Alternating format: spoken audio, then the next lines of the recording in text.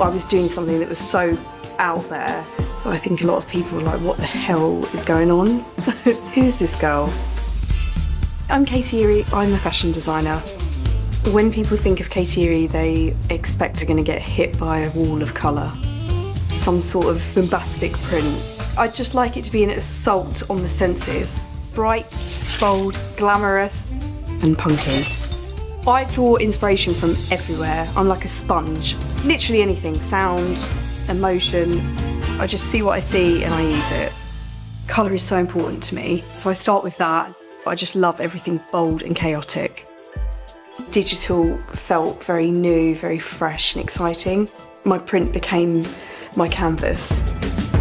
I just want to bring colour back into people's lives. No more blank spaces, let's try and fill every corner with colour and life.